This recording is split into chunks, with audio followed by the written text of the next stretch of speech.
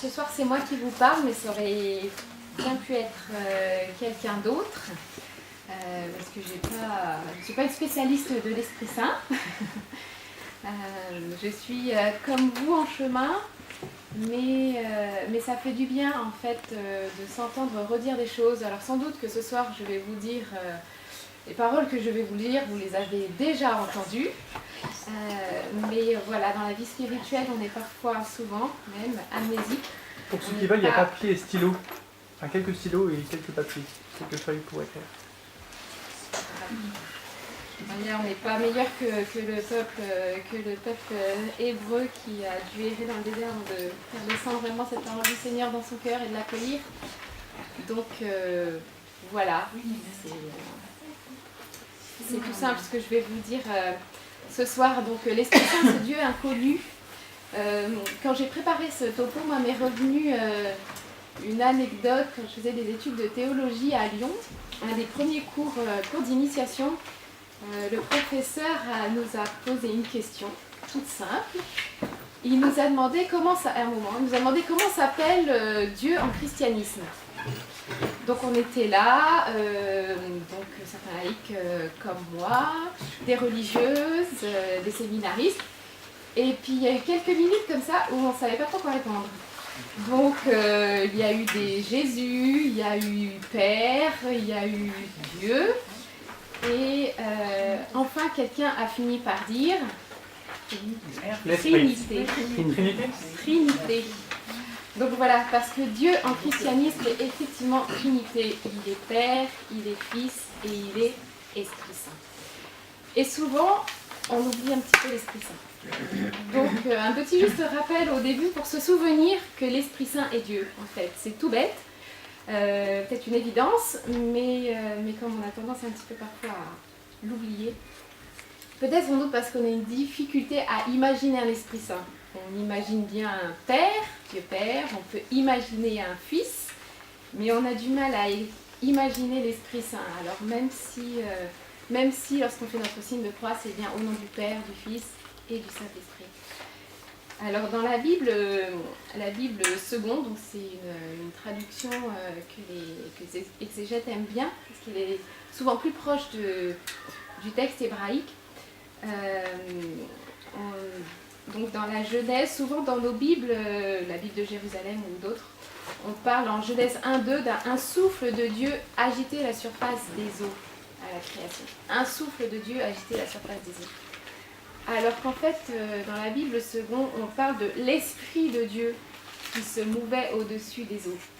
Et c'est important parce que l'Esprit Saint, donc, est là dès le début.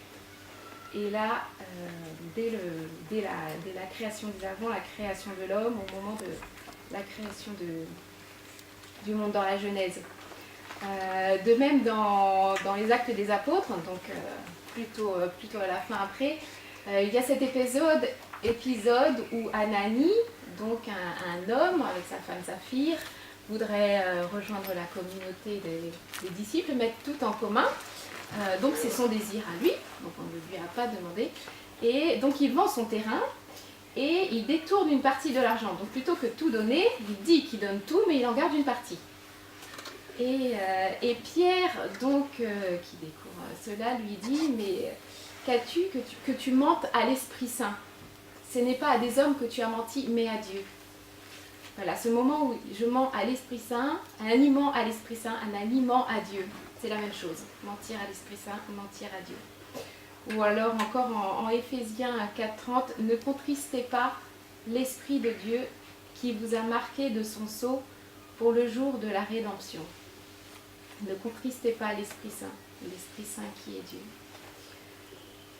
J'avais retrouvé un texte d'un évêque orthodoxe qui a proposé, qui a dit ce texte lors d'une rencontre œcuménique sur l'Esprit Saint et l'importance de l'Esprit Saint. Alors ça parle d'elle-même. Sans l'Esprit Saint, Dieu est loin. Le Christ reste dans le passé. L'Évangile est lettre morte. L'Église est une simple organisation. L'autorité est une domination. La mission est une propagande. Le culte est une vocation. L'agir chrétien est une morale d'esclave. Mais avec l'Esprit Saint, le cosmos soulevé gémit dans l'enfantement du royaume. Le Christ ressuscité est là. L'Évangile est une puissance de vie. L'Église est une communion trinitaire. L'autorité est un service libérateur. La mission est une Pentecôte. La liturgie est mémorial et anticipation. L'agir humain est déifié. Alors, pour ceux qui veulent, je pourrais la redonner après, on aurait pu la projeter, mais j'y avais pas pensé. Alors, qu'est-ce qui nous dit aussi l'Esprit Saint? Alors, la beauté de la création nous parle de Dieu. Un geste d'amour nous parle de Dieu. Parfois, on dit que ça, on a senti que c'était un signe de Dieu. Signe de Dieu pour nous. Mais en fait, c'est l'Esprit Saint qui nous rend attentifs au signe du divin. C'est l'Esprit Saint qui nous permet de reconnaître la présence de Dieu. Et au moment de passer donc de ce monde à son Père, Jésus prend à ses apôtres une consolation. C'est la présence de Dieu auprès des hommes. Donc c'est l'Esprit Saint. Donc c'est en Jean 14, verset 16. « Je prierai le Père et il vous enverra un autre paraclet pour qu'il soit avec vous à jamais. » Moi, en relisant cette phrase, ça m'a marqué parce que j'entendais souvent le mot paraclet, mais je n'entendais pas le mot autre. C'est-à-dire qu'il n'envoie pas un paraclet, il envoie un autre. Donc un autre lui-même, quoi. Un autre qui comme lui est Dieu. Le paraclet, l'esprit que le Dieu enverra en mon nom, lui vous enseignera tout et vous rappellera tout ce que je vous ai dit. Parce qu'effectivement, l'Esprit Saint me parle à travers la parole de Dieu. La Bible, c'est vraiment la voix vivante de Dieu. Et pour ça, je n'ai pas besoin d'attendre l'Eucharistie dominicale pour que Dieu me parle. En contemplant la parole de Dieu, on découvre le visage de Dieu comme Père et la découverte de nous-mêmes, en fait. C'est Sainte Thérèse, je crois que c'est Sainte Thérèse de Lisieux qui disait ça, que la Bible est son directeur spirituel. Elle s'y retrouvait tellement, l'Esprit Saint lui parlait, lui renvoyait tellement au cœur, en fait, lui parlait au cœur. Et la vie avec Dieu est vraiment une vie dans l'Esprit. Et ça ne passe pas que par les sacrements. On a besoin en fait de redécouvrir la vie avec l'Esprit Saint, la vie dans l'Esprit Saint. Et le père Cantal Messa, qui est un prêtre capucin, que vous connaissez sans doute, qui est prédicateur de la maison pontificale, il dit que l'Église a besoin de prières spontanées et communautaires. Nous avons besoin d'une prière, de lieux de prière spontanés et communautaires. Et ça, c'est pas valable uniquement pour le renouveau charismatique. Enfin, c'est ce qui a fait la force, de l'Église naissante, en fait, au commencement du christianisme. Je m'écoute parce que je voulais ma Bible dans mon sac. Au commencement donc du christianisme. Je vais lire quand même ce passage parce que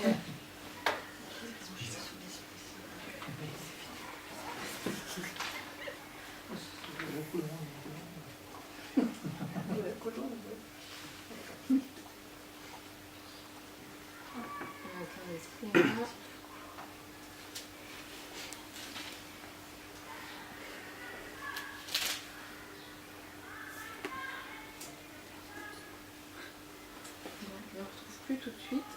J'ai même noté ma référence. Mais c'est Père Cantal Messa qui l'a dit, et c'est vrai, et c'est dans la Bible.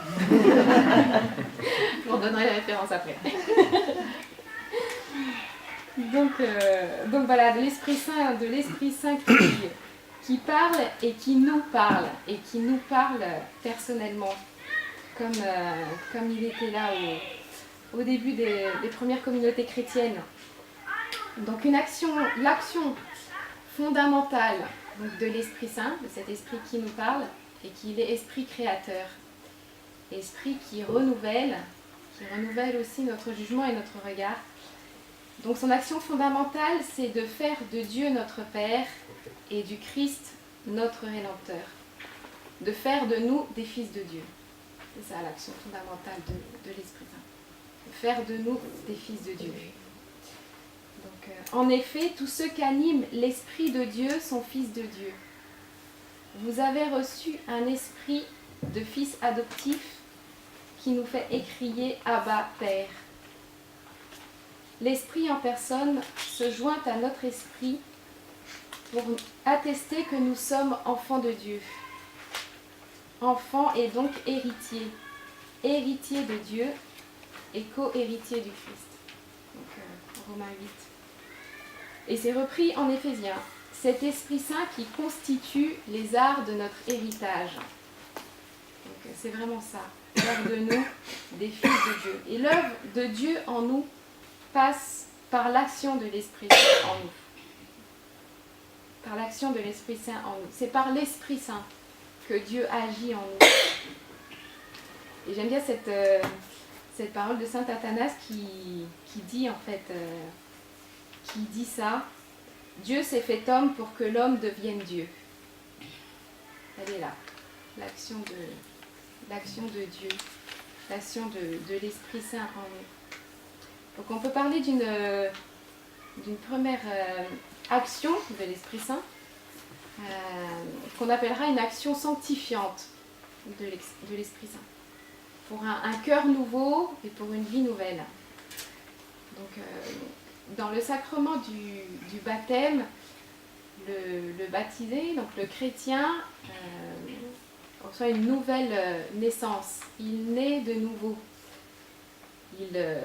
Quand on naît, avoir un œil nouveau, en fait, sur Dieu. D'avoir un désir nouveau de sortir de cet état de péché.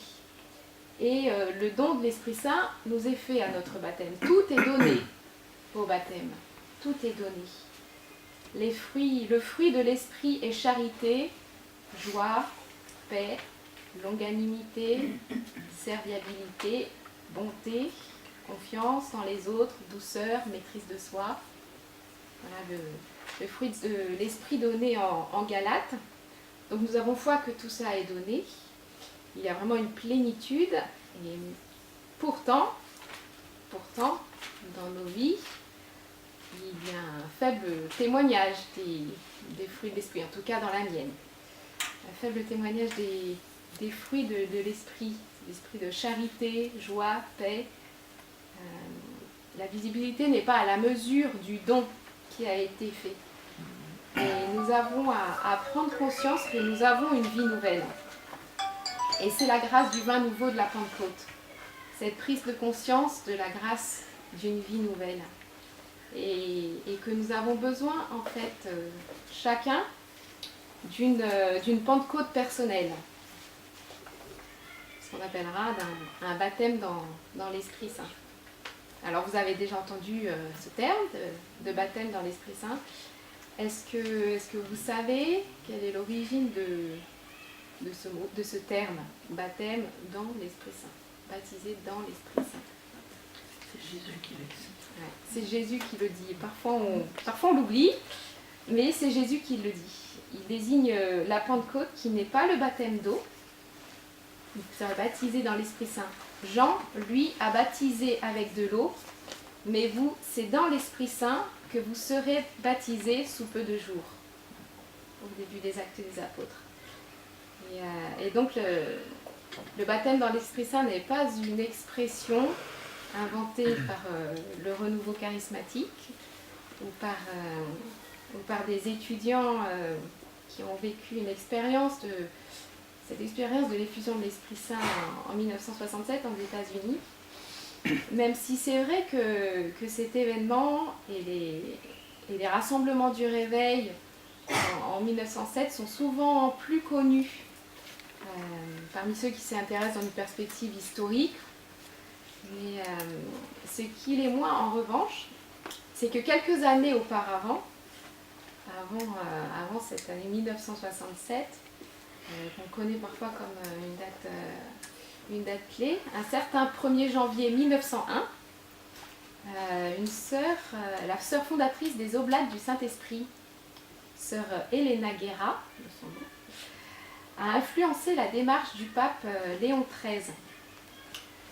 Sa démarche d'invoquer l'Esprit Saint sur le XXe siècle, en chantant pour toute l'Église le Veni Creator Spiritus. Et qu'à l'autre bout du monde, ce même jour, se vivait une effusion de l'Esprit Saint qui est communément aujourd'hui reconnue comme marquant le début du pentecôtisme. Donc voilà, on a cette religieuse, cette sœur, donc Oblate du Saint-Esprit, qui demande à Léon XIII d'invoquer l'Esprit Saint sur le monde, et le même jour, effusion de l'Esprit Saint à l'autre bout du monde, le début du mouvement pentecôtiste. Donc l'Église chante le Veni Creator, elle chante le Veni Sancte Spiritus, et pourtant l'Église a reçu l'Esprit Saint. L'Esprit Saint est dans l'Église, mais il est là et il doit toujours venir, parce que notre capacité à l'accueillir se renouvelle.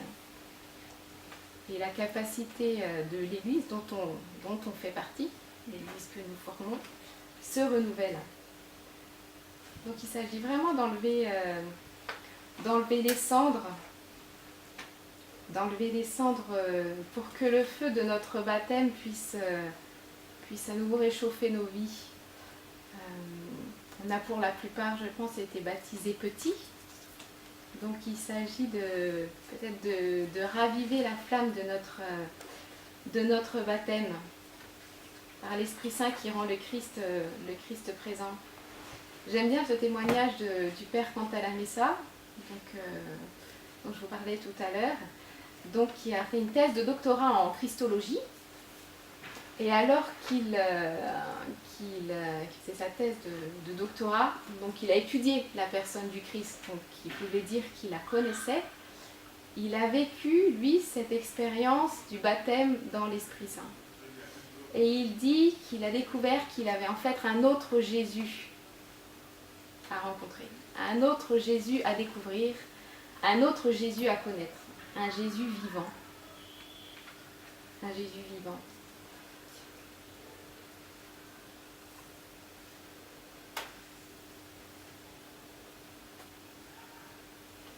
Ces prières, des étudiants à Duquesne en 1967, dont je parlais tout à l'heure, ont fait cette prière d'invocation de l'Esprit Saint pendant un week-end de retraite, des étudiants d'université qui étaient ensemble en retraite. Cette invocation de l'Esprit Saint, et dans cette invocation de l'Esprit Saint, ils demandaient en fait un approfondissement de la grâce de leur baptême et de leur confirmation. C'était pas un Esprit Saint d'ailleurs, entre guillemets, c'était vraiment approfondir la grâce de son baptême et de sa confirmation. Et dans cette invocation de l'Esprit Saint, dans cette prière, certains d'entre eux ont vécu vraiment une puissante effusion de l'Esprit Saint. Et cette effusion de l'Esprit Saint, elle s'enracine vraiment dans le baptême sacramentel. Donc c'est important qu'on en parle un peu, parce que parfois quand on entend baptême dans l'Esprit Saint, on se demande s'il y a concurrence avec le baptême sacramentel. Alors peut-être que pour certains c'est clair, et peut-être que pour d'autres ça l'est moins. Donc il y a bien enracinement dans le baptême sacramentel. Il s'agit en fait d'un déploiement du sacrement du baptême et de la confirmation. Parce qu'on se rend compte que même lorsqu'il y a des baptêmes d'adultes, si on regarde des statistiques, parce qu'il y a aussi des chiffres malheureusement qui parlent, même dans des baptêmes d'adultes, près de la moitié en fait, des personnes baptisées adultes, dans une visite pascale, au bout d'un an, ne reviennent pas à l'église, ne suivent pas ne suivent pas un chemin avec le Christ en lien avec l'Église. Et en théologie, on peut parler d'un sacrement entravé. Entravé par notre péché, par notre manque de foi. Donc la grâce est bien donnée. La grâce est bien donnée, ça il n'y a pas de doute. Mais nous ne saisissons pas forcément la grâce donnée. En fait, il y a une faible corrélation entre ce qui est donné objectivement, l'Esprit Saint, et l'expérience en fait, subjective d'une vie transformée par celui qu'elle reçoit, dans le désir de louange, dans le renouvellement des charismes, dans un nouvel élan missionnaire. Donc la grâce de l'effusion de l'Esprit Saint, elle est vraiment consécutive de l'effet unique des grâces reçues lors du baptême et de la confirmation. Pour aller plus loin, et pour comprendre un petit peu plus, peut-être on peut se rappeler l'enseignement de Thomas d'Aquin. Alors, Thomas d'Aquin, simplifié, hein. Ne me dites pas que je n'ai pas précisé certains points, je vous laisserai soin de le faire. Donc, moi je reprends là des paroles qui ne sont pas les miennes, mais d'un certain Étienne Véteux, qui est prêtre, qui est professeur de théologie à l'Université pontificale de la Grigorienne. Donc, lui dit que l'Esprit Saint se donne en grâce sanctifiante et en grâce gratuitement donnée. Donc, la grâce sanctifiante et la grâce gratuitement donnée, d'autre part, et celle des charismes. La grâce sanctifiante, elle se déploie dans des dons fondamentaux de la foi, l'espérance et la charité. Et c'est la grâce dont vit tout croyant qui veut suivre pas à pas l'inspiration de Dieu dans la vie quotidienne. Donc, grâce sanctifiante, avec la foi, l'espérance et la charité. Et d'un autre côté, entre guillemets, on a la grâce gratuitement donnée. On appelle la grâce que Thomas d'Aquin appelle la grâce gratuitement donnée. Elle n'est pas nécessaire pour être sauvée. Elle est donnée pour un temps précis. Pour un temps précis d'une vie personnelle ou de la vie de l'Église dont elle répond à un besoin. Et c'est un don au service de la grâce sanctifiante, la grâce gratuitement donnée. Et l'effusion de l'Esprit Saint, le baptême dans l'Esprit Saint, serait de l'ordre de la grâce gratuitement donnée. Voilà, d'où son lien aussi avec son enracinement dans la grâce sacramentelle. Donc cette grâce gratuitement donnée, qui est donc pour un temps, ponctuellement, pour les besoins de l'Église, pour les besoins d'une personne, et elle renvoie en fait à l'action charismatique de l'Esprit Saint. Donc on a passé la grâce sanctifiante de l'Esprit Saint et l'action charismatique de l'Esprit Saint. Et l'action charismatique de l'Esprit Saint, elle n'est pas pour une sanctification personnelle. La grâce charismatique, elle est pour la construction de la communauté. Elle est pour la construction de l'Église. Elle n'est pas pour moi, elle est pour les autres. Mais elle passe par moi. Et justement, l'événement, l'expérience de la Pentecôte est désignée au début des Actes des Apôtres, et surtout en Romains 5, 5, l'amour de Dieu est répandu dans nos cœurs par l'Esprit Saint qui nous a été donné.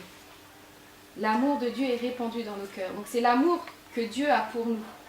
Et par débordement, l'Esprit Saint renouvelle l'amour pour nos frères et pour Dieu. Notre amour à nous pour nos frères et pour Dieu. Celui qui croit en moi fera lui aussi les œuvres que je fais. Et il en fera même de plus grandes.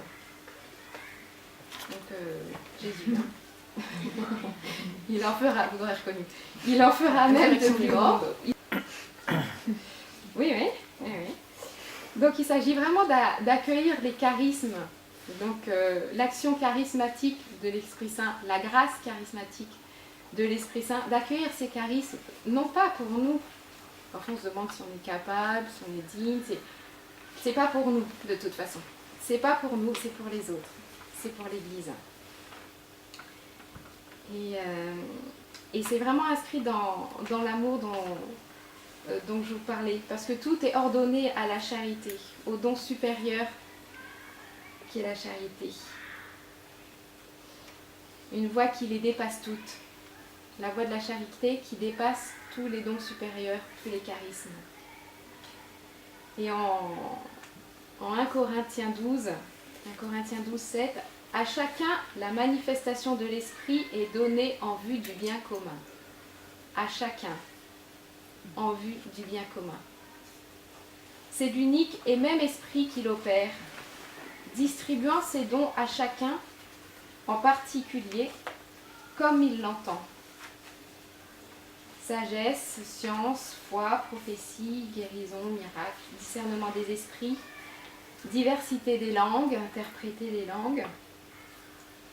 Et si on peut donner un exemple de charisme qu'on entend souvent, à savoir le chant en langue dans les groupes de prière.